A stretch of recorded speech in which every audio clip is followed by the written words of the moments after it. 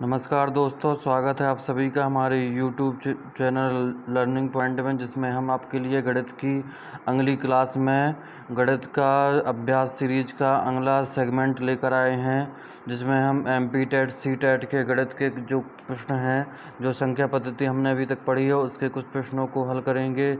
हमारे चैनल को में अधिक से अधिक जुड़ें और सब्सक्राइब करें। हमारे चैनल में आप जुड़ें और टेलीग्राम में हमारे चैनल को सर्च कर सकते हैं लर्निंग पॉइंट के नाम से। हमारे नंबर के साथ जुड़ सकते हैं व्हाट्सएप में। और आपको हम ले चलते हैं प्रश्नों की तरफ। हमारा पहला प्रश्न है कि संख्या दी या को एक नंबर दिया गया है 70560 में 5 और 6 के स्थानीय मानों का गुणनफल है।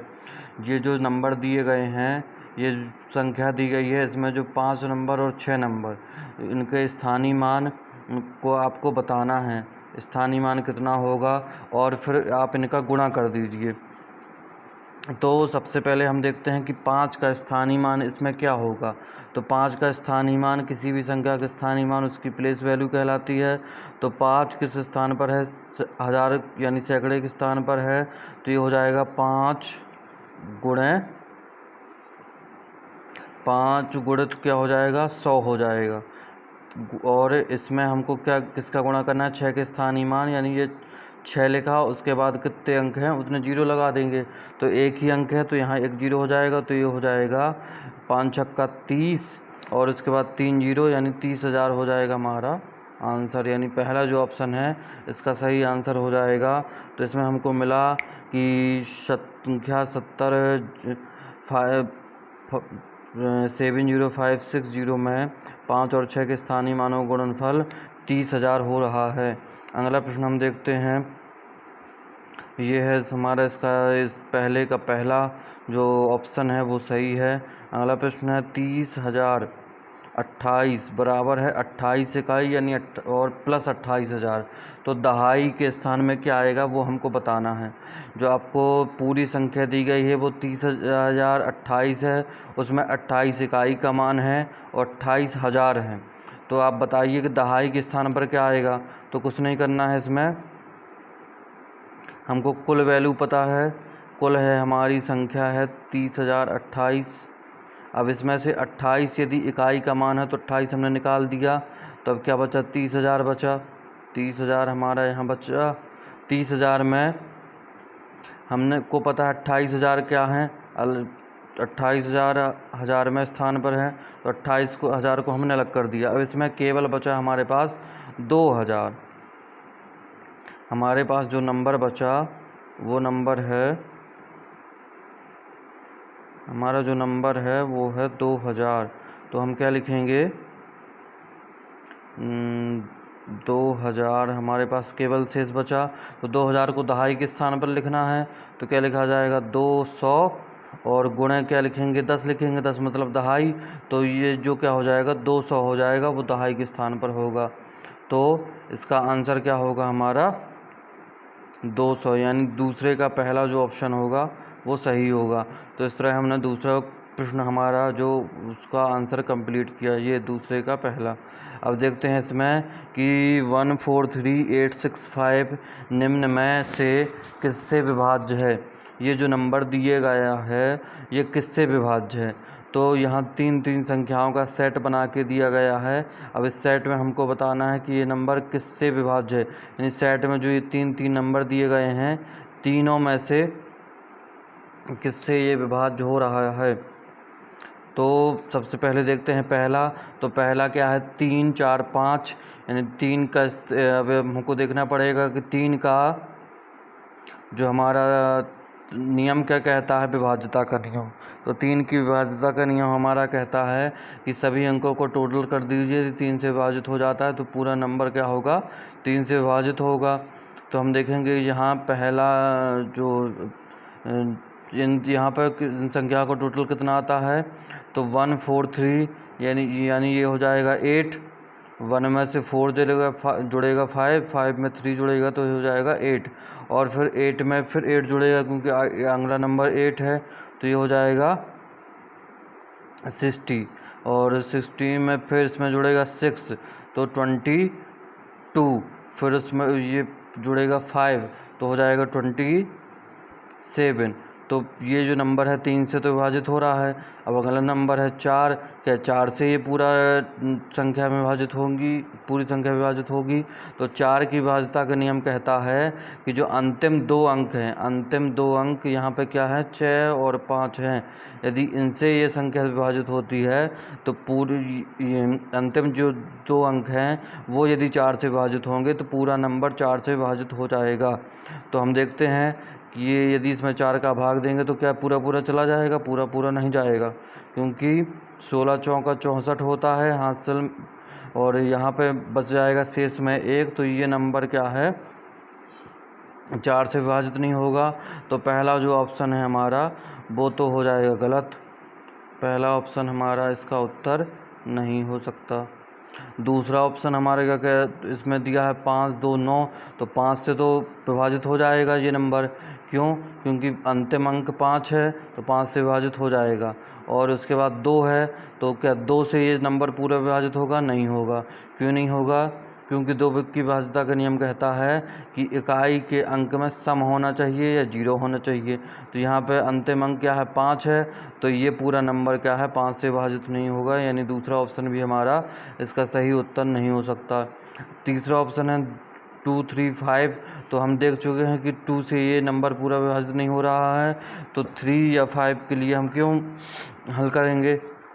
अब अगला ऑप्शन है हमारा 3 5 9, तो इसमें देखते हैं कि हम देख चुके हैं कि 3 से ये नंबर पूरा तरह विभाजित हो रहा है, तो 3 तो इसका उत्तर हो सकता है। 5 से भी हो रहा है क्योंकि इकाई का में 5 आ रहा है। अब 9 से देखते हैं, यदि 9 से विभाजित हो जाता है तो ये ऑप्शन सही हो सकता है। तो इसका योग हमने निकाला था, जब 3 का निकाला था कि इसका योग आ रहा था 27, और 9 की विभाज्यता का नियम कहता है कि यदि पूरा नंबर का योग किया जाए और योग यदि 9 से विभाजित हो जाए तो पूरा नंबर क्या होगा 9 से विभाजित हो जाएगा। तो 9 3 27, तो ये नंबर पूरी तरह से क्या होता है 9 से विभाजित हो रहा जाता है। अतः हम कह सकते हैं कि ये जो ऑप्शन है फोर्थ हमारा 3 5 9, यह 4 3, ये तीनों नंबर से 1 4 3 8 6 5 पूर्णतः विभाजित हो जाएगा। अब अगला प्रश्न हम देखते हैं। अगला प्रश्न हमारा क्या कहता है, तो इसका ऑप्शन हुआ तीसरे का फोर्थ सही हुआ। अब 8 को 0 से विभाजित करने पर क्या प्राप्त होगा? 8 को 0 से विभाजित करने पर क्या प्राप्त होगा? 0 प्राप्त होगा क्या?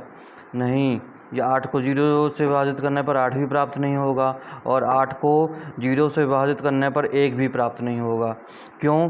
क्योंकि 8 किसी भी संख्या में यदि हम 0 का भाग देते हैं तो हमको अनंत प्राप्त होता है, या इसको कहते हैं अपरिभाषित या परिभाषित नहीं।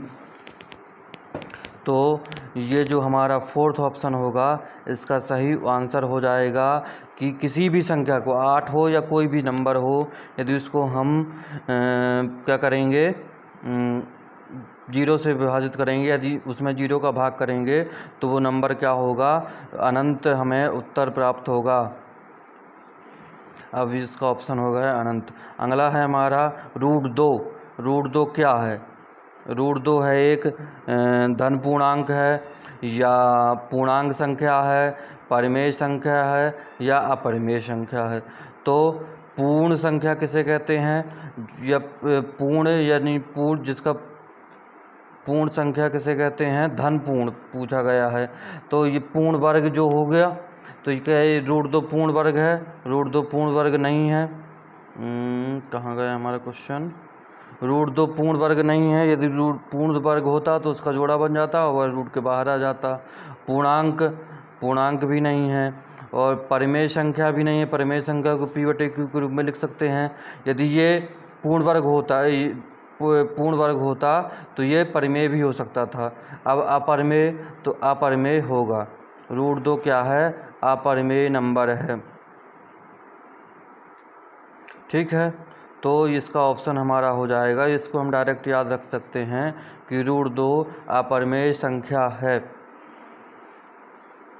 अब इसका उत्तर हुआ 5वें का फोर्थ।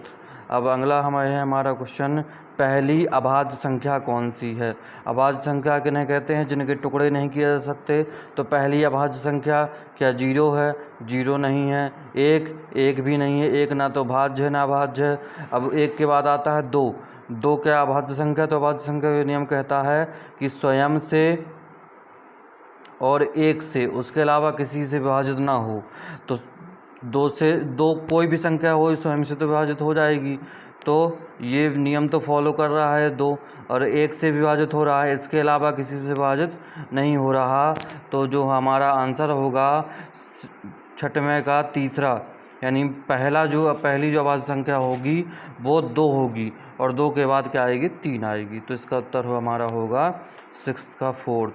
अब अगला है 7वां, पाई है। पाई क्या है, एक विषम संख्या है, एक सम संख्या है, एक अभाज्य संख्या है, या एक अपरिमेय संख्या है। तो पाई भी एक अपरिमेय संख्या है, क्यों वैसे तो पाई का मान होता है, पाई को हम लिखते हैं 22/7, यानी अंश और हर के रूप में लिखते हैं, लेकिन इसका मान जो आता है 3.143 आता है।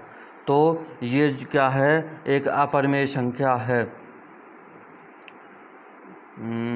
हाँ, ये हमारा हो गया 7वें का 4th कि पाई क्या है, एक अपरिमेय संख्या है। इसको भी याद रखना है आपको। तो पाई एक अपरिमेय संख्या हो गई। अब ये क्वेश्चन आपको दिया गया है कि 208 × 781 × 39 × 94 में इकाई का अंक बताना है।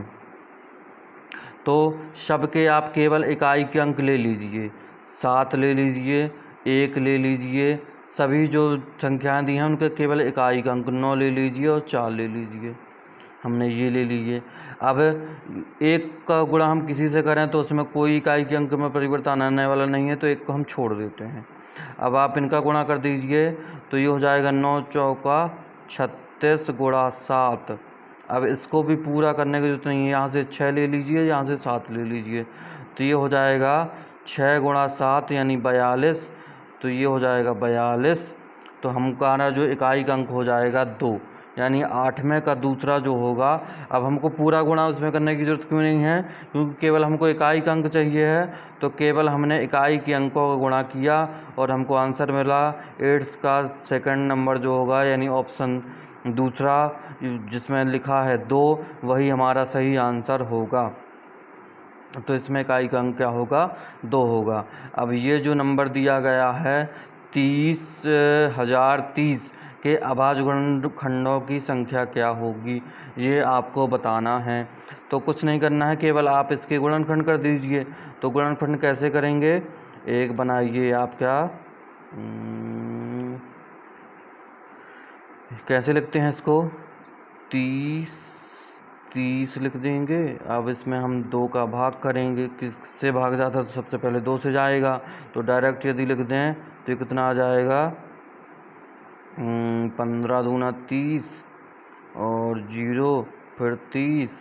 तो फिर आप किस में जाएगा, 2 का तो जाएगा नहीं, तो 3 का चला जाएगा। तो 5 यानी 5 तिया 15, 0 फिर क्या होगा, फिर 0 आएगा एक बार, क्योंकि 1 है केवल और 5 को भी नीचे लाना है। तो ये हो जाएगा 5। अब 5 अब तो और किसी से जाए, 3 से नहीं जाएगा। अब 5 से जाएगा तो क्या आएगा, 1 0, ठीक है, और फिर 0 1, ये आया हमारा। अब इसके बाद किससे जाएगा, ये हो गया 1001। अब इसके बाद किससे जाएगा भाग, तो 2 से नहीं जाएगा, 3 से नहीं जाएगा, 4 से नहीं जाएगा, 5 से नहीं जाएगा, 6 से भी नहीं जाएगा, 7 से 7 हाँ 7 से चला जाएगा, क्योंकि पहला नंबर और आखिरी नंबर हम भाग दे के देख लें यदि, तो यहाँ 7 से भाग जाएगा तो बचेगा 3 शेष। तो ये हो जाएगा 30, 7 चौका 28 और 2 21। हाँ 7 से चला जाएगा, तो 7 से अब भाग दे दीजिए। तो पहले हम देख लेते हैं कौन कौन से गुणनखंड हमको बने, उनको लिख लेते हैं। अभी तक कौन सा मिला हमको, 2 मिला, उसके बाद 3 मिला, उसके बाद 5 मिला, अब हमको 7 मिलने जा रहा है। तो पहले हम इतने लिख लें, इनको हम क्या करें, इनको हम मिटा दें, इनको साफ कर देते हैं जी।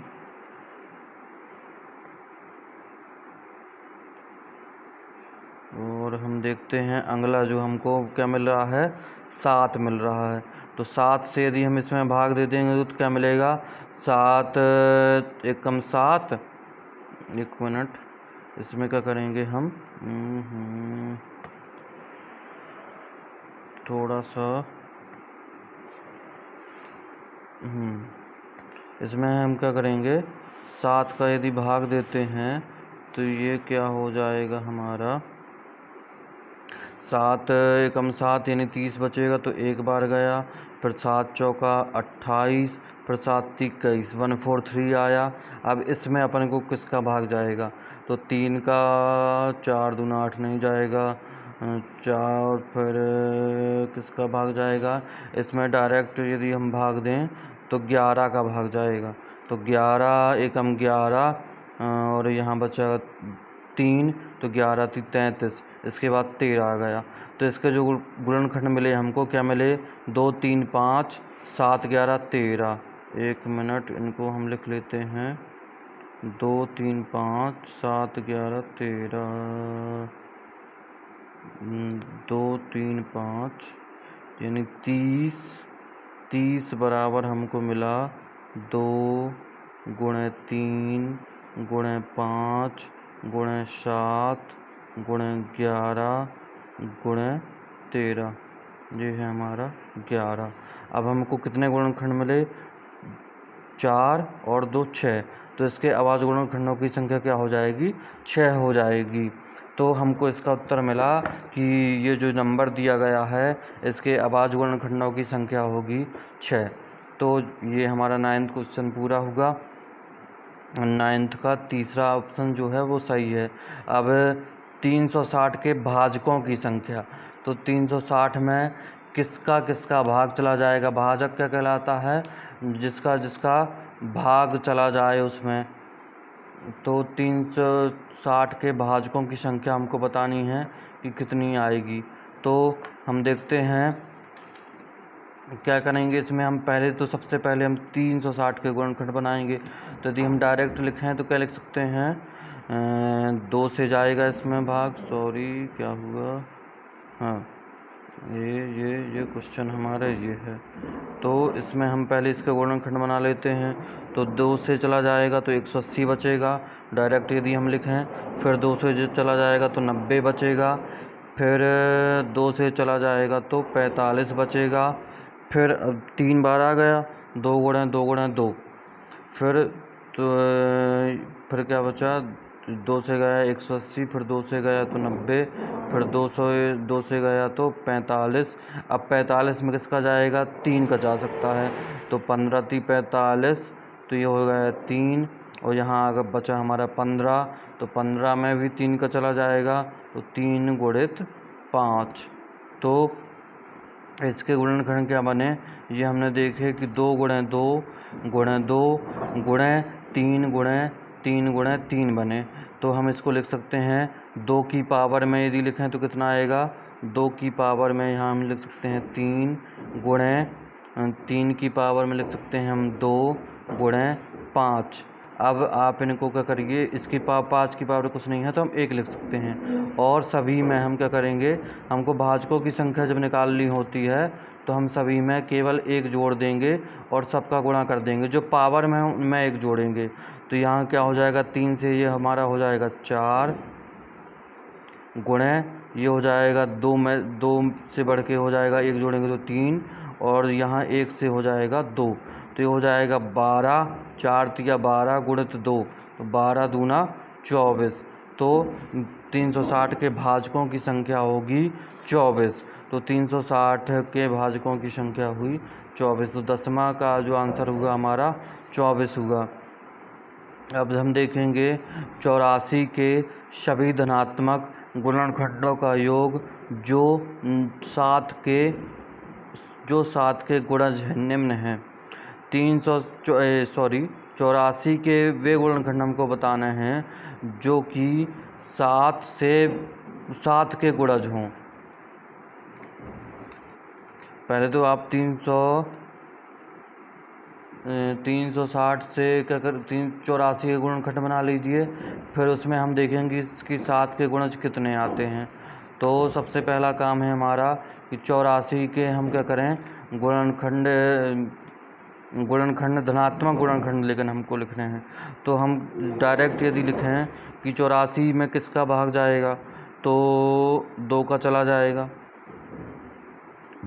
ठीक है, 3 का भी चला जाएगा, फिर 4 का, 4 दूना 8, 4 एकम 1, 4 का चला जाएगा, 5 का नहीं जाएगा, 6 का 6, हाँ 6 को 24, 6 का चला जाएगा, 7, 7 एकम 8, 7 दूना 14, 7 का चला जाएगा, 8, 8 का नहीं जाएगा, फिर 8 के बाद 9, तो 9 का भी नहीं जाएगा, फिर 10, 10 का भाग भी इसमें नहीं जाएगा, और इसके बाद हम देखते हैं क्या 11 का भाग इसमें जाएगा, तो 11 का भाग इसमें, तो हमने देखा, हम इसमें देखेंगे कि 84 के गुणनखंडों में 2 का, इसमें 2 का भाग चला जाएगा, 84 में 2 का जाएगा, 3 का जाएगा, 4 का चला जाएगा, 5 का नहीं जाएगा, 6 का चला जाएगा, 6 के बाद 7 का भी चला जाएगा, 7 के बाद 8 का नहीं जाएगा, 9 का भी नहीं जाएगा, 10 का भी नहीं जाएगा, 11 का भी नहीं। हमको केवल बता देना कि इसमें भाग किसका किसका जाएगा। तो सबसे उसके बाद आएगा 12, 12 सत्ते 84, फिर उसके बाद 14 में भी इसका भाग चला जाएगा, 14 का 84 में भाग चला जाएगा, और 21 में भी चला जाए, 21 का भी चला जाएगा, 21 के बाद 42, 21 के बाद 28, 28 का भाग भी इसमें चला जाएगा, और इसके बाद हम देखते हैं कि 42 और 84 इन सभी नंबरों का भाग इसमें चला जाएगा। तो हमको इसके गुणनखंड मिलेंगे 2, 3, 4, 6, 7, 12, 14, 21, 28, 42, 84। गुणनखंड वही कहलाते हैं जिससे क्या है उस नंबर का भाग पूरा पूरा चला जाए। अब हमको देखना है कि 7 के गुणज इसमें कौन कौन से हैं। तो 7 का गुणज 7 होगा, यानी 7 गुणित 1, 7 का गुणज 14 होगा, 7 गुणित 2, 7 का गुणज 21 होगा, 7 गुणित 3, फिर 7 का गुणज 28 होगा, 7 चौका 28, फिर 7 का गुणज होगा 42, 7 छंगा 42, और फिर इसके बाद होगा 12 शते 84। तो 7 के गुणज हमको मिले 1, 2, 3, 4, 5, 6, 7, यानी 84 के जो गुणज हमको मिले ये मिला 7, 14, 21, 28, 42, 84। तो हमको क्या बताना है कि 7 के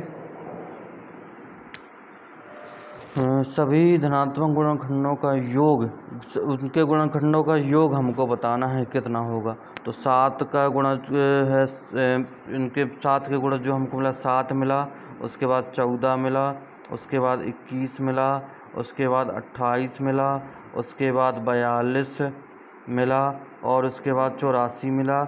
इनका योग यदि हम कर देंगे तो हमको मिल जाएगा इसका उत्तर।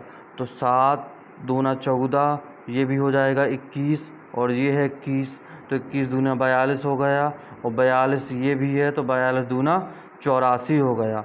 तो 84 और ये लास्ट का 84 हो जाएगा, 84 दूना 168, और उसके बाद हमको जोड़ना है उसमें 28। तो हमको अब जोड़ना जो है वो क्या जोड़ना है, 168 प्लस करना है हमको 28। तो यहाँ पे हम क्या करेंगे, 100 हो जाएगा हमारा 88, 88 और 16 196। तो जो 84 के सभी धनात्मक गुणज हमको मिलेंगे वो मिलेंगे कुल टोटल गुणजों का 7 के 84 के सभी धनात्मक गुणनखंडों का योग, गुणनखंडों का योग में हमने बताया, उसमें 7 के जो गुणज आए उनका हमने योग बता दिया, तो उनका योग जो होगा 196 होगा। तो इसका आंसर हमारा 196। ये देखिए, अब इसमें हमको बताना है अगला जो क्वेश्चन हमारा 12वां कि 56431 में 6 के स्थानीय मान और 4 के जाति मान में अंतर। ये जो नंबर दिया हुआ गया है हमको 56431, तो 6 का पहले स्थानीय मान क्या होगा, 6 लिखा, उसके बाद 3 नंबर है तो 3 जीरो आ जाएंगे। 4 लिखा, 4 के बाद 2 नंबर हैं तो 2 जीरो आ जाएंगे। और जाति मान यहाँ, लेकिन हमको 4 का जाति मान बताना है, तो यह हमारा 6 का स्थानीय मान तो सही आएगा 6000, 4 का जाति मान 4 ही रहेगा, जाति मान या अंकित मान जिसको कहते हैं। तो यहाँ हम इसमें से 4 घटा देंगे तो क्या मिलेगा, 5996। तो जो इसका जो उत्तर होगा 5996 हो जाएगा। ये बहुत आसान क्वेश्चन था। तो 5996 हो जाएगा 12वें का आंसर। अब यहाँ हमको 2 की पावर 20, 5 की पावर 8 गुणे 8 की पावर 4 के अभाज्य गुणनखंडों की संख्या बतानी है। ये जो नंबर दिया गए हैं हमको, इनमें अभाज्य गुणनखंडों की संख्या हमको बतानी है। तो पहले हम देख लेंगे कि इसमें कोई ऐसा नंबर तो नहीं है जिसका और गुणनखंड होते हों। तो 2 की पावर 20, दो है तो 2 का तो कोई गुणनखंड हो नहीं सकता। 5 का और गुणनखंड कोई नहीं हो सकता। और इसके बाद 8 का कोई गुणनखंड हो सकता है, 2 की पावर 3 या 2 गुणा 2 लिख सकते हैं। तो यहाँ हम लिखेंगे 2 की पावर 20 है हमारा, 2 की पावर 20 गुणे 5 की पावर 10 गुणे, यहाँ हम लिख सकते हैं 2 की पावर 3 और पूरी की पावर 4 है। तो ये पावर का क्या हो जाएगा, इसमें गुणा हो जाएगा। तो 2 की पावर 20 लिख सकते हैं प्लस 5 की पावर 10, ये तो हमको दिया है। और यहाँ हम लिख सकते हैं 2 की पावर 12। ठीक है, तो यहाँ हमको, या फिर 2 की पावर 4, 2 की पावर 4, 2 की पावर 4, 4 बार लिखते, गुणा करते, उनका 3 बार लिखते, 2 की पावर 4, क्योंकि 3 है तो अलग अलग ना करके हमने एक ही बार में लिख दिया कि क्या हो जाएगा, 2 की पावर 12। अब इन ये जो पूरी पावरें हैं, यानी 2 की पावर 20 और 5 की पावर 10 और 8 की पावर 4 जो हमको मिला, या डायरेक्ट हम इसमें से इसको जोड़ सकते हैं, 2 की पावरों को आधार समान है तो ये 22 और 12 हो जाएंगी 32, और 32 और 5 की पावर को जोड़ देंगे तो हो जाएगा 42। तो इसके जो कुल अभाज्य गुणनखंड होंगे वो होंगे 42। तो इसका जो आंसर होगा 13वें का आंसर हो जाएगा, सेकेंड आपका आंसर होगा, वो होगा सही इसका उत्तर। तो यहाँ 242 आ रहा है आंसर आपका, लिखा है गलत है, यहाँ पे केवल आएगा आंसर आपका 42 होगा हमारा इसका आंसर। देखते हैं, यहाँ आएगा केवल आपका 42 आंसर आएगा। अब हम अगला प्रश्न देखते हैं। अगला प्रश्न है हमारा, यदि 2 संख्याओं का योग a है और गुणनफल b है तो उनके व्युत्क्रमों का योग क्या होगा। 2 संख्याएं आपको दी गई हैं, उनका योग क्या है, a है और गुणनफल b है, तो संख्याओं के व्युत्क्रमों का योग क्या होगा। तो हमने यदि मान लें कि संख्या है x और y, ठीक है, अब हमको क्या करना है, इनके व्युत्क्रम करना है। तो 1/x प्लस 1/y हो जाएगा, व्युत्क्रम को जोड़ देना है। तो यहाँ लघुत्तम क्या आ जाएगा, xy, और यहाँ क्या हो जाएगा, y ऊपर और x इस तरफ, यानी त्रिक गुणा हो जाएगा। ये तो हम सीधे लघुत्तम लेके जैसे भाग करते हैं, तो हो जाएगा x प्लस वाई, और x प्लस वाई यानी उनका योग, तो उनका योग दिया है a और गुणनफल दिया है b, तो इसका जो आंसर हो जाएगा a/b। तो इसका आंसर होगा 3rd नंबर, हमारा आंसर हो जाएगा सही। तो इस तरह हमारे 14 कुछ प्रश्न पूरे हुए। अगला प्रश्न देखते हैं। एक नंबर दिया गया है 59661 को किसी संख्या से भाग देने पर शेषफल 3184 तथा भागफल 3184 और शेषफल 11 प्राप्त होता है, तो वह संख्या या भाजक क्या है। अब यहाँ पे हमको भागफल दिया है, शेषफल दिया है और संख्या दी है। यहाँ हमको संख्या भी दी है, भागफल दिया है और शेषफल दिया है। हमको बताना है कि वह नंबर क्या है जिससे उसको भाग दिया गया है। हमने यदि किसी नंबर को भाग दिया तो इस जो ये नंबर दिया है 596671 को किसी नंबर से भाग दिया तो हमको भागफल 3184 मिलता है, शेष 11 मिलता है। तो यदि हमको निकालना है कि वो नंबर क्या होगा, तो वो नंबर क्या होगा, यदि हम देखें भाग जब हम करते हैं, यदि हमने मान लीजिए कि भाग दिया कोई भी संख्या मान लीजिए 20, अब 20 में हमने भाग दिया 30 का, ठीक है, कोई भी सम नंबर ले सकते हैं, हमने केवल उदाहरण के लिए ही हैं कि 20 है नंबर, उसमें हमने 30 का भाग दिया तो कितनी बार जाएगा, हम देखेंगे एक बार जाएगा और हमको मिलेगा 20 और शेष बचेगा 10, ठीक है। अब आपको बताना है कि वो नंबर कौन सा है जिससे हमने 30 में भाग दिया और भागफल 1 बचा। तो सबसे पहले आप समझिए कि ये जो शेष बचा है वो शेष का भागफल में यूज कहीं हुआ है, भागफल में उसका यूज कहीं नहीं हुआ। तो पहले शेष में से इसको घटा दीजिए, शेष में इससे इसको घटा देंगे और जो घटाने के बाद हमको क्या मिलेगा, यहाँ पे 20 मिल जाएगा। और यदि हम 20 में भागफल का भाग दे देंगे यानी 20 में 1 का भाग दे देंगे तो वो नंबर मिल जाएगा जिससे हमने भाग दिया था। यदि हम 20 में उसका क्या करेंगे, उस नंबर का भाग दे देंगे जो भागफल में हमको मिला है, तो उस नंबर से भाग कर देंगे जो हमको भागफल में मिला है, तो हमको वो नंबर मिल जाएगा जिससे हमने भाग दिया था, यानी वो जो हमारा भाजक था। तो सबसे पहले हम इसमें क्या करेंगे, 596671 में 11 आप घटा देंगे क्योंकि 11 शेष बचा है, तो ये हो जाएगा 59667 और यहाँ 1 घटाएंगे तो ये हो जाएगा 70 और उसमें 10 घटा देंगे तो ये हो जाएगा 60।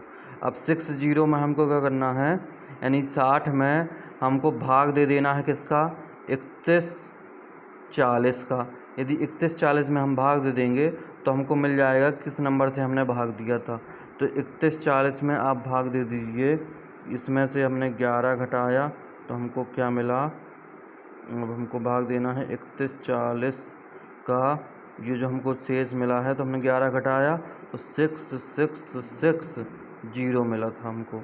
अब 3184 से आप इसमें भाग कर दीजिए तो कितनी बार जाएगा, 31 दूना 62, तो 2 बार तो जाएगा नहीं, तो 1 बार जाएगा, तो हम यहाँ लिखेंगे 3140। अब आप इसको घटा दीजिए तो यहाँ पे हमारा बचेगा 26, 66 में से 40 जाएंगी और 9 में से 1 जाएगा 8 और यहाँ बचेगा हमारा 2, ठीक है। अब ये हो गया हमारा 2826, तो 2826 में भाग जाएगा, नहीं जाएगा, तो एक नंबर नीचे हम उतार लेंगे जिसको बोलेंगे जो आएगा हमारा 6।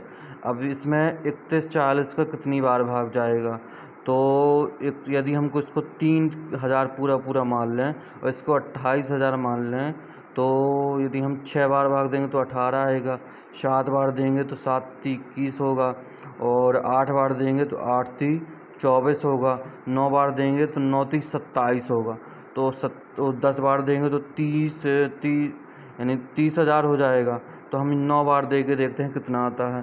तो 3140 में यदि हम 9 का गुणा करें तो कितना मिलेगा, पहले तो 9 सबसे पहले आप आगे वाले में कर दीजिए तो कितना हो जाएगा, 9 × 27, 9 × 27 और 3 0 आ जाएंगे आपके।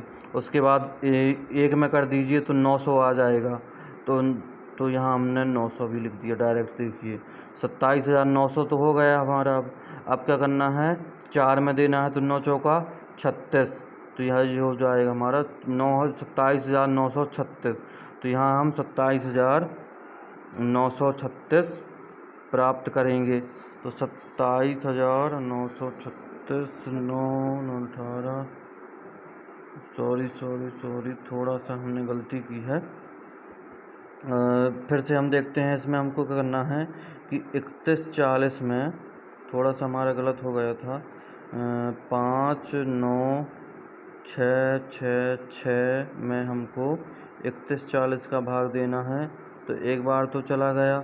अब 9 बार इसमें का गुणा यदि करेंगे तो क्या आएगा हमारा 31 40 गुणे 9। हासिल जोड़नी चाहिए थी ना, अपन गुणा तो किया आगे से, लेकिन हासिल नहीं जोड़ी। तो यदि यहाँ करेंगे तो ये हो जाएगा 0 6 9 चौका 36, हासिल 3 9 और 3 9 3 हो जाएगा हमारा 12 और हासिल 1 9 3 27 1 28 28 260 और वहाँ भी आया था हमारा 28 260, यानी ये 19 बार चला जाएगा हमने जो अभी घटाया था।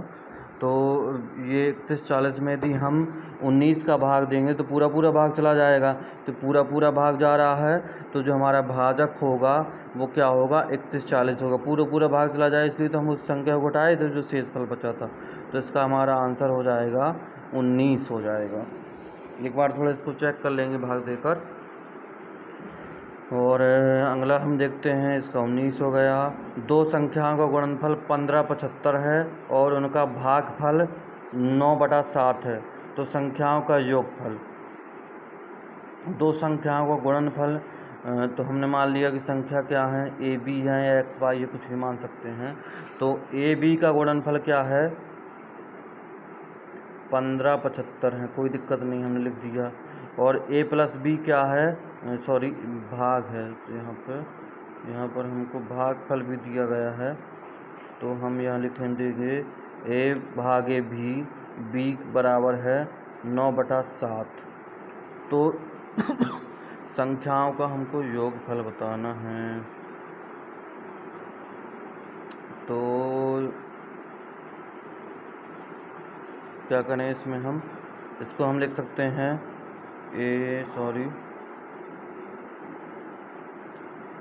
इसको हम लिख सकते हैं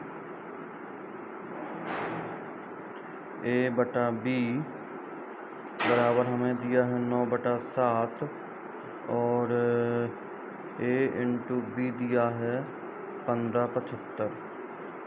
ठीक है, अब आपको यदि यहाँ से आप ए का मान निकाल लीजिए या फिर यहाँ से कहीं से ए का मान निकाल के उसमें ट्रांसफ़र कर दीजिए। तो यदि हम यहाँ से ए का मान लें, ए का मान यदि हम यहाँ से ले लें तो बी का क्या हो जाएगा, 3 गुणा हो जाएगा, यानी ये बनेगा 9/7 और बी।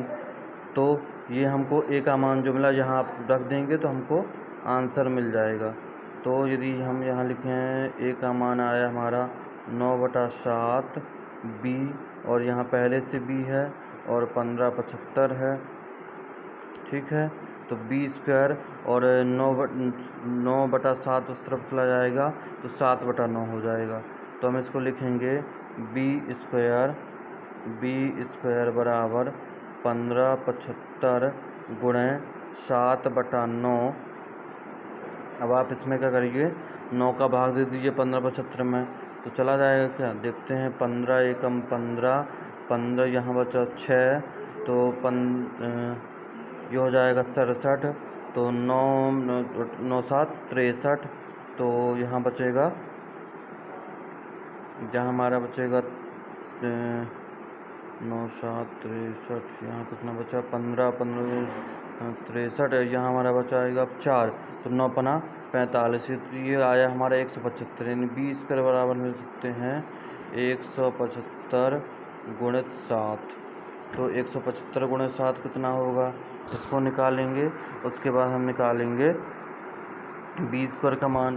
तो ये हो जाएगा 7 पना 35 और हासिल 3 और 7 7 49 और 3 52 और यहाँ आएगा हमारा हासिल 5 7 और 5 12, यानी 12 25 जो हो जाएगा वो हो जाएगा बी स्क्वायर का मान। तो हमको मिला बी स्क्वायर बराबर 12 25। तो बी बराबर कितना आएगा, तो बी बराबर, अब इसको हमको क्या करना पड़ेगा, इसका वर्गमूल निकालना पड़ेगा। तो वर्गमूल निकालने का एक तो पैटर्न होता है कि अंतिम में यदि 25 आया है तो इकाई का अंक यहाँ 5 तो आएगा ही। ठीक है, अब यहाँ कितना आएगा, यहाँ हमको दिया है 12, तो 12 क्या है, 12 किसका वर्ग होता है, तो 12 तो नहीं होता किसी का वर्ग। 12 के बाद होता है 16 और 12 के पहले होता है 9। ठीक है, 12 के पहले होता है 9 और उसके बाद होता है 16। तो ये 9 होता है 3 का और ये होता है 4 का। अब हमको देखना है कि ये इसका वर्ग होगा या इसका वर्ग होगा। तो यदि हम 3 का वर्ग इसको मान लें तो ये हो जाएगा 35। तो 35 का वर्ग वर्ग देखते हैं कितना होगा, 25 तो होगा। और उसके बाद हम क्या करते हैं, सबसे पहले हमने 25 निकाल दिया, उसके बाद हम इनका गुणा करेंगे तो कितना आएगा, 15 दूना 30, 15 दूना 30 आ जाएगा और 2 हासिल तो 35। फिर यहाँ बचा हमारा 3, तो 3 9 का वर्ग ये हो जाएगा, 3 का वर्ग 9, 9 3 12, तो 12 25, 12 25 किसका होगा, तो b बराबर हमारा आ जाएगा, सॉरी एक मिनट, b बराबर हो जाएगा हमारा 20 बराबर है 12 25, तो b बराबर मिल जाएगा 35। 12 25 का वर्गमूल 35, तो b बराबर 35 मिल गया। अब हमको पता है कि इनका गुणनफल या भागफल जो भी आपको लिखना हो, तो यदि हमको मालूम है कि a गुणे b बराबर 12 75 है। अब हमको b का मान मिल गया है 35, तो a बराबर क्या हो जाएगा, a का मान निकालना है, तो 12 75 बटा हो जाएगा 35। आप इनका भाग दे दीजिए तो मिल जाएगा। तो 35 दूना 70, 35 तो 35 चौका 140, तो 4 बार जाएगा ये, तो 4 हमने लिख दिया। अब 140 के बाद यहाँ बचा 57 है, तो 17 और 5 यानी 175। तो 175 में 35 का भाग देना है, तो 4 बार में 140 और 5वें बार में 175, यानी a बराबर हो जाएगा 45। और तो इन दोनों का योग 45 और 35, तो एक नंबर मिला हमको 45, एक नंबर मिला 35, तो दोनों का योग हो जाएगा 80। तो 16वां जो होगा उसका आंसर हो जाएगा हमारा 80। ठीक है, अब अगला प्रश्न हम देखते हैं। ये हो गया हमारा 16 और ये है जी, ये भी है, हम इसमें 11 की विभाज्यता का नियम देख सकते हैं इस वाले प्रश्न में। तो ये नंबर जो दिया गया है, ये बताना है कि 11 से भाज्य होगा, 11 से यदि विभाजित है तो ये एक स्थान पर कौन सी वैल्यू आएगी, यानी ए के बराबर में क्या मान आएगा। तो सबसे पहले हम देखते हैं 11 की विभाज्यता का नियम क्या कहता है।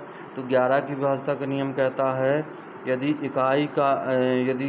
सम स्थानों का योग और विषम स्थानों के अंकों का योग करिए आप और उन दोनों को घटा दीजिए। यदि वो 0 या 11 को कोई गुणज मिलता है तो वो नंबर क्या होगा, 11 से विभाजित होगा। तो विषम के पहले हम निकालते हैं अंकों का योग। तो विषम स्थान में है 7 8 6, यानी पहला नंबर 5, तीसरा नंबर और 5वें नंबर में इनका योग कर दीजिए तो 27 हो जाएगा। अब हमको देखना है कि दूसरा नंबर 3 और फिर उसके बाद a, फिर उसके बाद है 4, इनका योग हो रहा है 7 प्लस a का मान जो भी हम रखेंगे, तो यदि हम इनको घटाते हैं तो ये हो जाएगा 20, अंतर आ जाएगा 20। अब 20 तो जी 27 में से 7 घटेगा तो 20 हो जाएगा अंतर। अब हमको अंतर चाहिए, ए का मान क्या रखें हम कि अंतर क्या आ जाए, 0 आ जाए या 11 आ जाए। तो हमने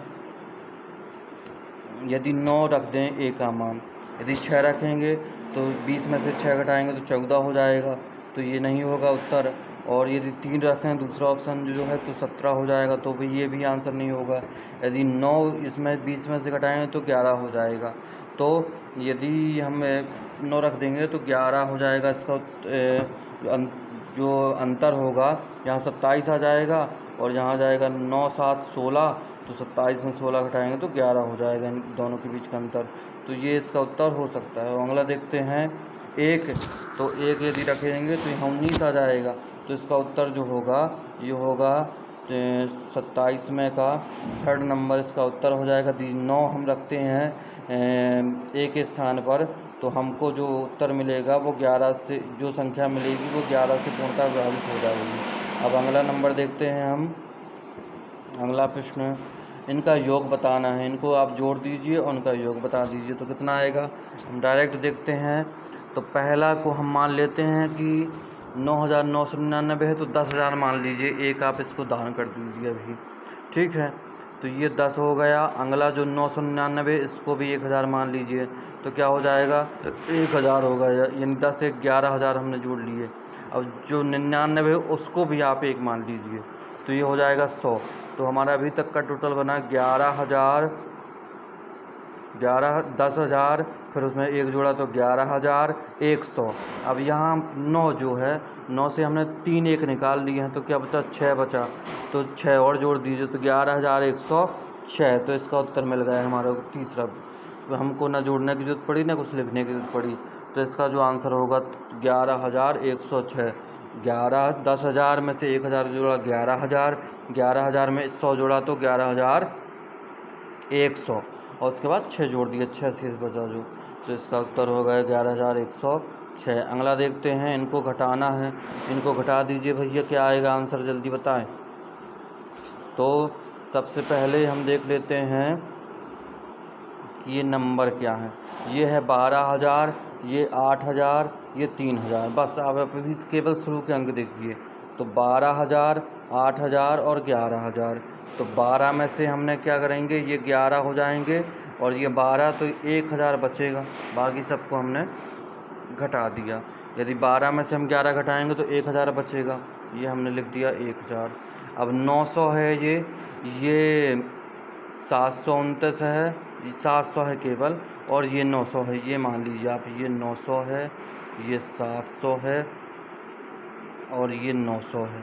तो 900 से 900 घटा दीजिए, 700 हमारा पूरा पूरा बचा माइनस का, ठीक है। अब आपको क्या दिया है, 81, और यहाँ है 29, और ये है 96। तो 81 में हमको घटाना है 29 और 96 को। तो हम थोड़ा सा हम यदि इसको दूसरे टाइप से करते तो बहुत जल्दी आंसर आ जाता हमारा। लेकिन अब इसी तरह देख लेते हैं पहले कि यदि हम क्या करेंगे इसमें 9, और ये तो हम कर चुके हैं। 81 में से हमको 96, 29 घटाना है। तो 96 और 29 को जोड़ेंगे तो कितना हो जाएगा, 4, 125। तो 81 में से 125 घटाना है। तो 81 में से 125 यदि हम घटाएंगे तो हमको मिलेगा 19 और 25। डायरेक्ट यदि हम 81 में से 181 में से 96 घटाएंगे तो हमको मिलेगा माइनस का 15, माइनस का 15, ठीक है। 96 माइनस से 81 कर दीजिए तो 15 मिलेगा, लेकिन बड़ी संख्या है माइनस की, तो माइनस का हो जाएगा 15। अब माइनस 15 के बाद हम अब इसमें 29 और घटाना है, तो माइनस का है तो जुड़ जाएगा। तो 29 जोड़ देंगे तो ये हो जाएगा 39, और 5, 44। तो यहाँ आ जाएगा माइनस का हमारा 44। अब इसके बाद घटाना है हमको 1, 9, 6। तो 1 में से हमको 9 भी घटाना है और 6 भी घटाना है। तो यहाँ हमारा ये हो जाएगा 9, 6, 15। 15 में से 1 घटेगा तो माइनस का 14। तो यदि हम देखें तो यहाँ से हमारा बचेगा 300, ठीक है। और 44 और ये हो जाएगा 54, 4, 58, 58, और इसमें घटाना है। तो 200 में हमको घटाना है 300 में 58, और तो 300 में यदि हम 58 घटाएंगे तो कितना आएगा, 44, 5, 4। तो थोड़ा कहीं मिस्टेक है इसमें शायद, 1 मिनट हम देखते हैं इसको फिर से। तो अभी तक हमारे ये 18वां क्वेश्चन पूरे हो गए। हम देखते हैं 19वां क्वेश्चन। हमको इनका अंतर, इनके बीच का अंतर निकालना है, कितना आएगा। तो पहला नंबर है 12,981 और अगला नंबर है 8729 और अगला नंबर है 3996। इनका मान आप बताइए घटाकर। तो सबसे पहले आप इसको करिए, इसको 4000 बना दीजिए। इसको हम सीधा सीधा 4000 बना देते हैं। ठीक है, दूसरी विधि से देखते, इस विधि में हम एक और विधि से देखते हैं कि इसको कैसे घटा सकते हैं। तो हमने इसको 4000 मान लिया, तो यदि इससे हमने क्या घटाया है, 4 घटा दिया है, तो ये 8725 हो गया। इससे हमने 4 लेकर इसको दे दीजिए, जिसमें ये हमारा पूरा पूरा 4000 बन जाए। अब हमको क्या करना है, इनको जोड़ दीजिए आप। तो 8 4 12,725 बन जाएगा हमारा। और ये दिया है 12,981। तो 12,000 से 12,000 गया, 900 से 700 गए, तो 200 बचे। ठीक है, अब 81 25 को आप निपटा दीजिए। तो 81 में से 25 घटा दीजिए, जो आंसर आएगा वो आपका आंसर हो जाएगा। तो 81 को आप पहले मान लीजिए 80। तो 80 में से 25 घटाएंगे तो हमारा हो जाएगा 55। 80 में से यदि हम 25 घटाएंगे तो आ जाएगा 55, और 55 में एक जुड़ जाएगा तो हो जाएगा 56। ठीक है, क्योंकि कैसे से घटाना था, तो इसका आंसर हमको मिला दूसरा। यहाँ पे 19वां का आंसर हो जाएगा 256। डायरेक्ट हमने घटा दी। यदि हम इस तरह से घटाते तो हमको बहुत समय लगता। अब अगला हम देखते हैं, यदि दो संख्याओं का योग 37, उनके वर्गों का अंतर 185, तो दो नौ संख्याओं का अंतर क्या होगा। इसको हम देखते हैं कि यदि दो संख्याओं का योग 37 है, तो मान लीजिए सबसे पहले हम मानने वाला काम करते हैं। सबसे पहले हमने मान लिया कि हमारी गणित कहती है कि आप मानिए। तो माना कि दो संख्याओं का योग, तो पहले दो संख्याओं का योग हो गया x + y = 37, और उनके वर्गों का योग यानी x का स्क्वायर माइनस y का स्क्वायर, वर्गों का अंतर है, सॉरी। तो हमने इनको घटा दिया वर्ग करके, तो x का वर्ग किया और y का वर्ग किया, तो हमने घटा दिया। अब हमको निकालना है उनके दोनों का अंतर, यानी x माइनस वाई का मान निकालना है। तो x square minus Y square बराबर 185 है यदि। ठीक है, यहाँ हम फिर से इसको थोड़ा लिख लेते हैं कि X square minus Y square बराबर 185 है। और हम इसको लिख सकते हैं A square minus B square. तो हमने इसको लिख दिया ए प्लस बी होता है इंटू ए माइनस बी होता है, ए स्क्वायर माइनस बी स्क्वायर का मान, और बराबर में 185 हमारे है ही हैं। अब X minus Y, X plus Y sorry, ये दिया है हमको 37। ये हमको 37 दिया है दो संख्याओं का योग, यानी इनका योग हमको दिया है। तो x माइनस वाई बराबर, अब 185 के बटे में चला जाएगा हमारा ये 37, और आप इसको भाग दे दीजिए। 185 में आप भाग दे दीजिए तो हमको आंसर मिल जाएगा। तो कितनी बार जाएगा, 6 × 18, तो 6 बार तो जाएगा नहीं। यदि हम 5 बार देखें तो 7 × 35 की 5, और 3 × 5 = 15, 3 × 18, हाँ, तो हमारा ये जाएगा 5 बार, तो इसका आंसर हो जाएगा 5। तो x माइनस वाई बराबर हो जाएगा 5। तो हमको इसका उत्तर मिला 5। तो 20 में का 5 हो गया हमारा। अगला प्रश्न देखते हैं, दो संख्या, यदि x कोई संख्या है और ऋणात्मक संख्या हो, तो निम्न में से सबसे न्यूनतम संख्या कौन सी होगी।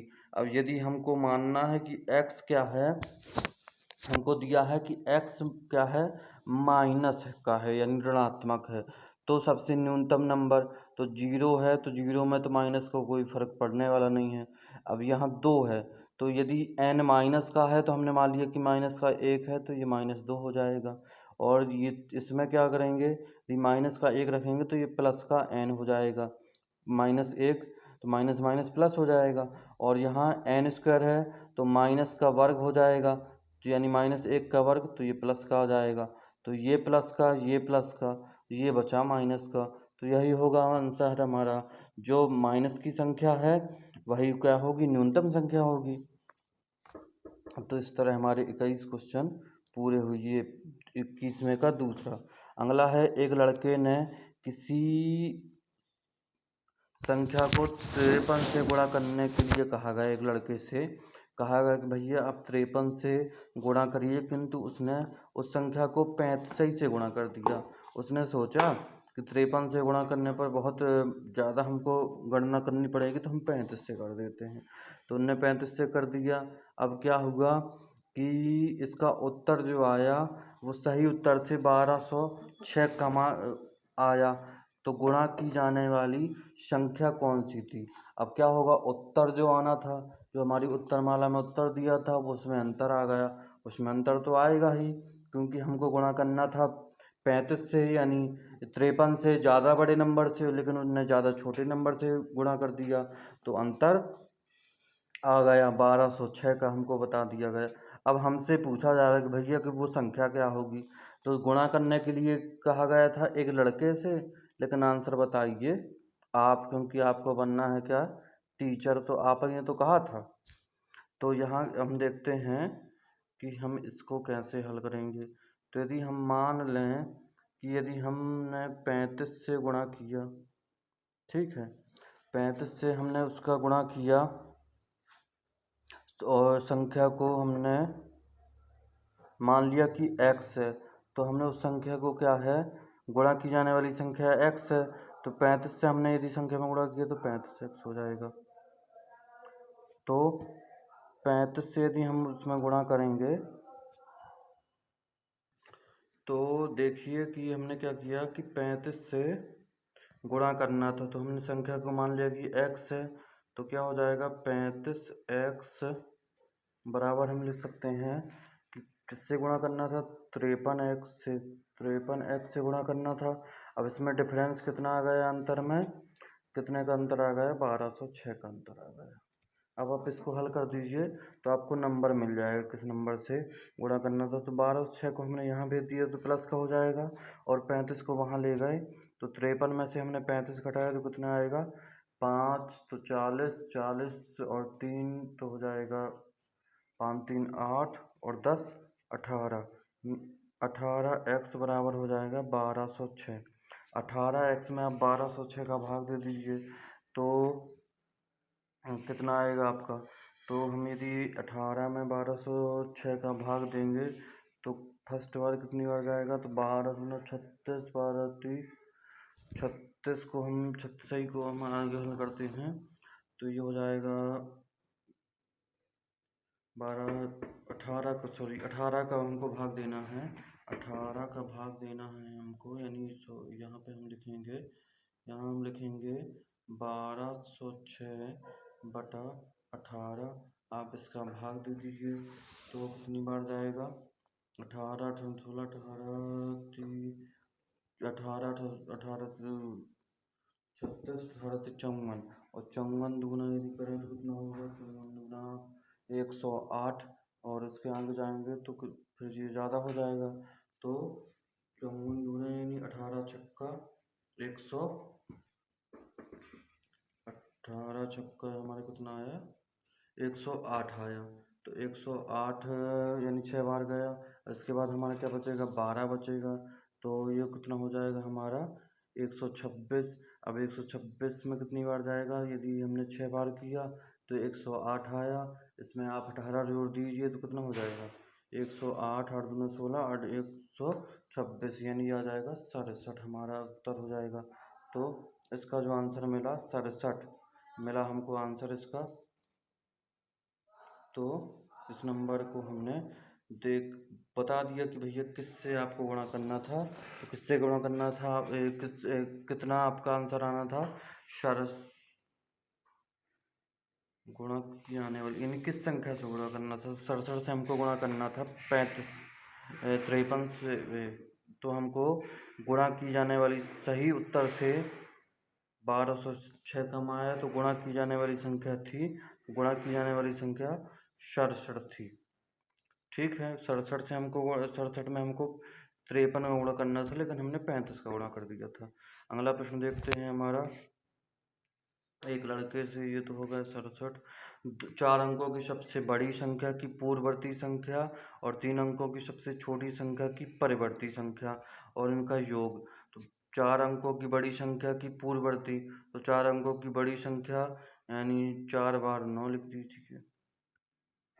3 अंकों की सबसे छोटी संख्या 100 लिख दीजिए। ठीक है। अब इनकी पूर्ववर्ती यानी पहले की तो 9998। इनकी परिवर्ती यानी 1 जोड़ दीजिए तो 101, इनको जोड़ दीजिए तो आपका आंसर मिल जाएगा। तो 9 फिर 9 फिर 0 फिर 10 यानी 10 0 99 यानी फोर्थ जो है वो हमारा इसका आंसर हो जाएगा 199। अब हम देखते हैं 24वां। 3 क्रमागत संख्याओं का योग 26 है, 126 है। सबसे बड़ी संख्या ज्ञात कीजिए। 3 क्रमागत संख्याएं दी हैं, उनका योग क्या है?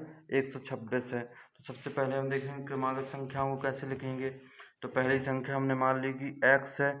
अब x के बाद की अगली संख्या, तो अगली संख्या क्या होगी? आगे की संख्या x+1 हो जाएगी और उसके आगे की संख्या x में हम क्या इसमें क्या एक और जोड़ देंगे तो आगे पहुंच जाएंगे। तो x+2 बराबर 126। तो ये हो गए 3x। तो ये हो जाएगा 3x बराबर 126 में हम क्या करेंगे, हमारे 3 घट जाएंगे तो ये हो जाएगा हमारा 123 और 123 में आप दे दीजिए 3 का भाग तो 4 × 12 और 1 यानी 3 एकम 1, तो ये हो जाएगा x बराबर 41। तो क्रमागत से सबसे बड़ी संख्या हो जी 41 और आगे की संख्या यदि पूछा जाता तो 41 + 1 यानी 42 और उसके आगे की संख्या 41 + 2 यानी 43। तो ये हमको संख्या मिल गई 41, 42, 43 और इसका जो हमको सबसे क्या बतानी थी, हमको सबसे बड़ी संख्या बतानी थी, तो इसका आंसर हो जाएगा 43।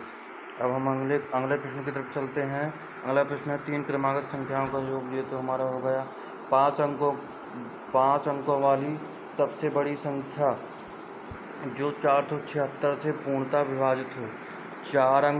5 अंकों की सबसे बड़ी संख्या बतानी है जो 476 से पूर्णतः विभाजित हो। तो कोई संख्या किससे पूर्णतः विभाजित होती है? किसी संख्या से पूर्णतः विभाजित होती है तो क्या आता है? भाग देने पर शेषफल 0 बचता है। तो पहले हम लिखते हैं 4 अंकों की बड़ी संख्या नहीं, 5 अंकों की बड़ी संख्या, 5 अंकों वाली सबसे छोटी संख्या। तो 5 अंकों वाली सबसे छोटी संख्या क्या होगी? 1 लिखा और 5 अंकों की तो 4 बार 0 लिख देंगे, 1 घटा के 0 लिख देते हैं। अब ये 476 से क्या है? पूर्णतः विभाजित है। हमने मान ही लिया कि भैया जो आपने कहा है वो सही है। तो हम क्या करेंगे, 476 में भाग दे देंगे 5 अंकों की सबसे छोटी संख्या का। ठीक है। तो अब कितनी बार भाग जाएगा? तो एक बार में तो 5 यदि 5 होगा तो 1000 तक जाता, लेकिन 5 से कम है तो ये 2 बार चला जाएगा। तो ये कितना हो जाएगा? यदि हम लिखें तो 4 दूना 8 और 75 दूना 150, 152 यानी 800 और प्लस 152 यानी 952। तो इसका जो हम 2 बार देंगे तो क्या आएगा? 952 आ जाएगा। अब 952 आया, फिर हमको इसको घटा देना है 1000 में, तो यहाँ बचेगा 48 यानी 480 हो जाएगा, 0 आ जाएगा हमारा नीचे। तो कितनी बार अब जाएगा? अब जाएगा हमारा एक बार यानी 476। तो 480 में से हमने 476 घटाया तो बचा क्या? शेष बचा 4। लेकिन बचना क्या चाहिए? शेष। यदि पूर्णतः विभाजित हो तो बचना चाहिए शेष 0। तो यदि इस नंबर में हम क्या करें, 4 घटा दें, तो 10,000 में यदि हम 4 घटा दें तो जो 10,000 में यदि हम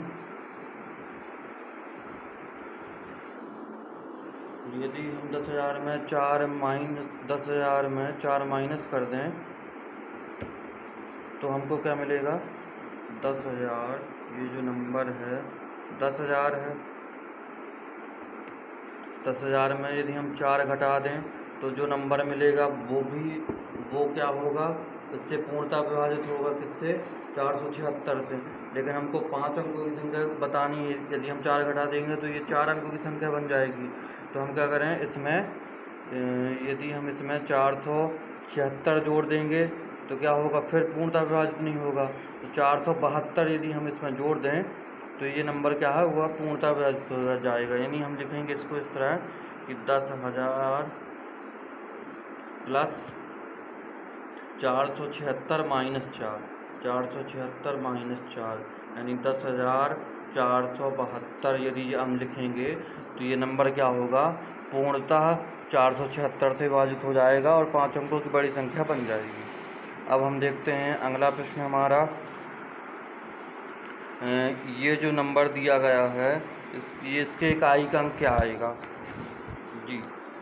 आपको ये नंबर दिया गया है और इसकी पावर में दिया गया है 173। अब इसमें इकाई का अंक कितना आएगा ये आपको बताना है। तो 7 है इकाई का अंक।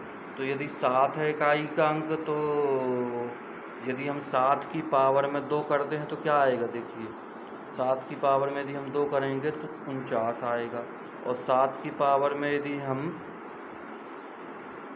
4 करें तो आप इकाई का अंक देखेंगे तो 9 नाम 81 यानी 1 आएगा।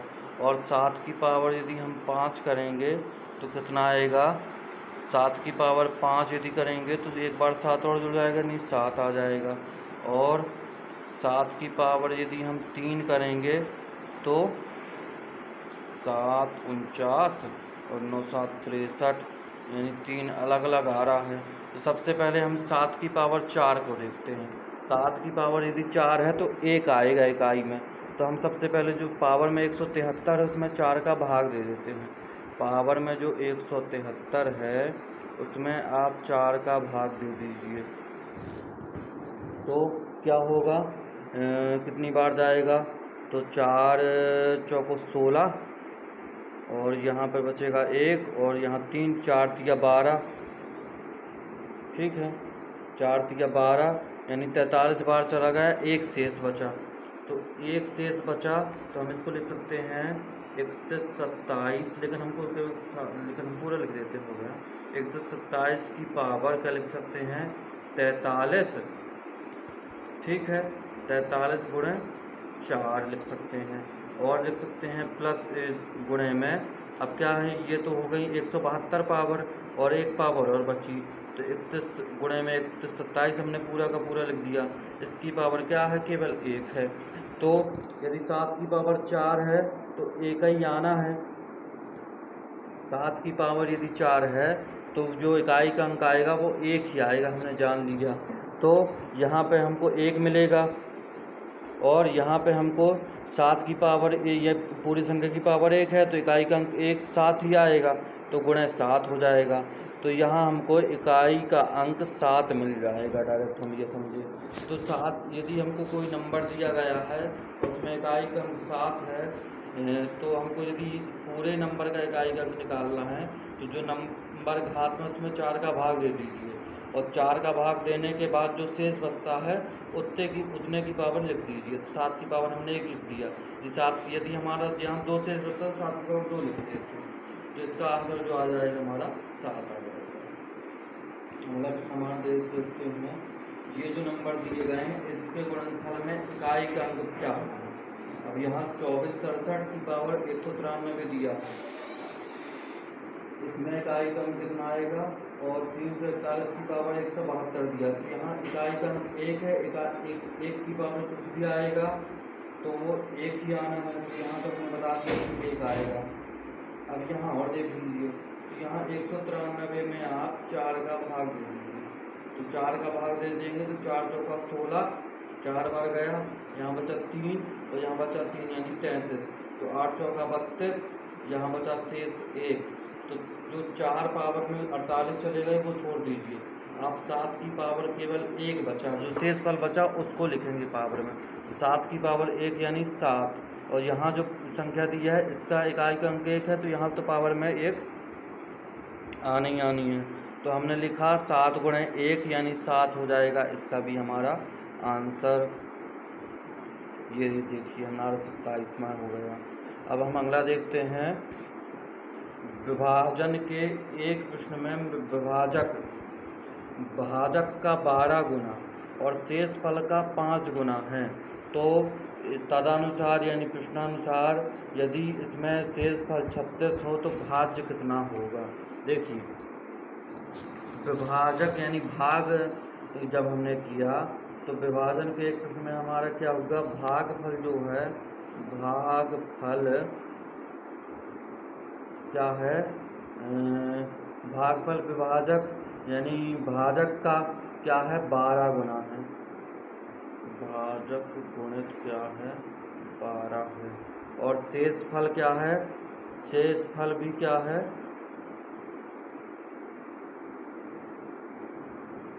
भाजक का 5 गुना है शेष फल। लेकिन अब हमको यहाँ बता दिया गया कि शेष फल क्या है 36 है, तो यहाँ से हमको भाजक मिल जाएगा। तो यदि शेष फल हमारा क्या है, शेष फल हमारा क्या है 36 है, तो विभाजन के एक प्रश्न में विभाजक भाजक का 12 गुना, विभाजक क्या है भाजक का 12 गुना है, यहाँ हमने गलत थोड़ा लिख दिया है। तो अब हम देखते हैं अगला 28वां प्रश्न। इसमें क्या है कि विभाजक के एक प्रश्न में भाजक क्या है भागफल का 12 गुना और शेष फल का 5 गुना है, तो शेष फल क्या है 36 है। इस प्रश्न में विभाजक क्या है भाजक का 12 गुना शेष फल का 5 गुना, तदनुसार यदि उसमें शेष फल 36 है तो भाज्य कितना होगा। तो सबसे पहले हमको लिखना है कि भाजक बराबर क्या है भागफल का 12 गुना, तो भागफल गुणित 12 है। और क्या है भाजक हमको दिया है शेष फल का 5 गुना, और शेष फल लेकिन हमको यहाँ बता दिया है कि 36 है, तो भाजक बराबर हो जाएगा 36 गुणित 5 यानी 180। तो हमने भाजक निकाल लिया। अब यहाँ से हम भागफल निकाल लेंगे। तो यदि हम भाजक में यहाँ 180 रख दें तो 180 बटा 12 बराबर हो जाएगा, सॉरी कहाँ गया, यहाँ हमने निकाल लिया था कि भाजक बराबर 180, तो भागफल बराबर भागफल क्या हो जाएगा, भाजक का 12 गुना है तो भाजक भाजक बराबर हो जाएगा भाजक बराबर भागफल गुणित 12, ठीक है। और भाजक यहाँ पे 180 हमने निकाल लिया है, तो भागफल बराबर 180 बटा 12, तो आप इसमें 12 का भाग दे दीजिए, तो 12 एकम 12 और 12 पंचा 60, ठीक है। तो ये भागफल हमारा आया 15। अब आपको क्या निकालना है, भाज्य निकालना है। तो भाज्य बराबर क्या होता है, भाज्य बराबर हम जानते हैं भाज्य बराबर भाजक, तो भाजक कितना है हमारा 180 हो गया, गुणे भागफल, तो भागफल हमने अभी निकाला 16, 180 में हमने दिया था यहाँ 15, सॉरी यहाँ 15 आएगा, 12 पंचे 180 में हमको 12 का भाग देना है, तो 12 एकम 12 और 12 पंचे 60, प्लस यहाँ पे कितना आएगा शेष फल 36, इनको आप जोड़ दीजिए तो भागफल मिल जाएगा। तो 180 गुणा 15 करिए तो 15 हो जाएगा और 15 40, तो 5 40 400 1500, तो 15 डायरेक्ट यदि लिखूँ तो 15 120 यानी ये हो जाएगा, और हमको यहाँ से मिल जाएगी 12। अब 15 एकम 15 और 12 तो ये हो जाएगा 27, तो 27 तो ये होगा प्लस 36 यानी 27 और 36 हो जाएगा इसका आंसर। अब हम अगला प्रश्न देखते हैं, ये 28 में हमारा पूरा होगा। 100 और 300 के बीच में कितनी संख्या हैं जो 7 से विभाजित होंगी। 100 और 300 के बीच में बताना है कितनी संख्याएं हैं जो 7 से विभाजित होंगी। तो सबसे पहले आप देखिए कि हमको 1 से 99 तक को छोड़ देना है, केवल यहाँ 100 से 300 के बीच में बताना है। तो 1 से 99 के बीच में हम निकाल लें और 1 से 100 से 300 के बीच में निकाल लें, दोनों को घटा दें तो हमको मिल जाएगा। नहीं सॉरी, 1 से 300 के बीच में पूरा निकाल लें, पूरा का पूरा, और 1 से 99 के बीच में निकाल के इनको घटा दें। तो यदि 1 से 99 के बीच में निकालें तो डायरेक्ट यदि किसी के बीच में निकालना है कितनी उस संख्या से विभाजित होंगी, तो 99 में 7 का भाग दे दीजिए और कितनी बार पूरा पूरा चला जाता है हम उसको लिख लीजिए। तो 7 में यदि हम 99 का भाग देंगे तो एक बार जाएगा 7 एकम 7, 7 एकम 7 हो गया हमारे यहाँ। फिर इसके बाद यहाँ बचा 2 और 9 7 चौका 28। अब 28 के बाद एक शेष बचता है तो उसको हम छोड़ देंगे। कितनी बार 7 से विभाजित, यदि पूरा पूरा जितनी बार विभाजित होगा उतना हमको लिखना है। अब 300 में 7 का भाग दे दीजिए। तो यदि हम 300 में 7 का भाग देंगे तो शुरू से 300 तक की संख्या हमको मिलेंगी। तो 7 चौका 28, 4 बार गया, यहाँ बचा 2 और 0, 7 3 21 होता है तो 7 चौका 7 दूनी 14, 2 ही बार जाएगा। तो 42 माइनस हम कर देंगे 1 से 100 तक के 300 तक का निकाला और 1 से 99 के बीच में निकाला 14 आया। इनको घटा दीजिए तो जो मिलेगा वो हमारा हो जाएगा आंसर। तो ये मिला हमको 28। ठीक है, 42 में से 14 घटा दिया तो 28 मिला, तो इसका आंसर हो गया 28। अब हमारा अंतिम प्रश्न आज के सेगमेंट का कि 432 से 0 अंकों से 4 अंकों की, ये जो हमको 4 अंक दिए गए हैं 4320 जो अंक हैं से 4 अंकों की सबसे बड़ी विषम संख्या बनानी है। आगे प्रश्न थोड़ा सा कट गया है, इसमें हमको सबसे बड़ी संख्या बनानी है और विषम संख्या बनानी है इन 4 अंकों का प्रयोग करके। तो विषम संख्या बनानी है तो विषम नंबर यहाँ पर केवल 3 है तो 3 सबसे पीछे लिख दीजिए। ठीक है, और 4 अंकों की बनानी है तो 0 को पहले नहीं लिख सकते हैं, क्योंकि 0 को यदि पहले लिख देंगे तो वो संख्या हो जाएगी 3 अंक की। तो हमने 0 को आगे नहीं लेना है, आगे किसको लेंगे, बड़ी संख्या बनानी है तो 4 ही आगे आएगा। ठीक है, बड़ी संख्या बनानी है क्योंकि, और उसके बाद 4 के बाद हम क्या लिखेंगे, 2 लिख देंगे और उसके बाद 0 लिख देंगे। तो ये हमारी 4 अंकों की संख्या बनी और बड़ी संख्या बनी और विषम संख्या बनी। तो इस प्रकार हमारे 30 प्रश्न आज के पूरे हो गए। हमारे सेगमेंट जो अभ्यास प्रश्न सीरीज का दूसरा सेगमेंट हम आज लेकर आए थे, कुछ संख्या पद्धति और अंकों के जो हमारा पहला चैप्टर है उसके प्रश्न हमने देखे। अब इसके बाद हम अगली क्लास में मिलेंगे। आपको ये क्लास कैसी लगी, यदि किसी प्रश्न में कोई डाउट है, कोई समस्या है तो आप हमसे संपर्क कर सकते हैं और हमारे चैनल के साथ अधिक से अधिक जुड़ें। और हमारे वीडियो को या हमारी इस क्लास को ज्वाइन करने के लिए बहुत बहुत धन्यवाद। हमारे चैनल से जुड़ने के लिए सब्सक्राइब करें। टेलीग्राम नंबर जो आपको दिया गया है और उसमें आप टेलीग्राम कर सकते हैं, व्हाट्सएप कर सकते हैं। और टेलीग्राम में आप हमारी जो चैनल का नाम है लर्निंग पॉइंट, इसके नाम से भी इसको सर्च करेंगे तो आपको टेलीग्राम में एक ग्रुप मिलेगा, चैनल मिलेगा जिसको आप ज्वाइन कर सकते हैं। आपको बहुत बहुत धन्यवाद। आज की क्लास हमारी पूरी होती हुई, अब हम अगली क्लास में मिलते हैं जिसमें हम कुछ और बेहतरीन प्रश्नों को हल करने की पद्धति और उनको हल करके देखेंगे किस तरह से उनको बहुत ही शॉर्ट फॉर्म में बहुत अधिक समय न लगाते हुए बहुत जल्दी सॉल्व किया जाए, जिससे हम सही अप्रोच और सही पद्धति में हम अपनी परीक्षा में उनको हल कर सकें। तो आज की क्लास पूरी होती हुई बहुत बहुत धन्यवाद आप सभी का।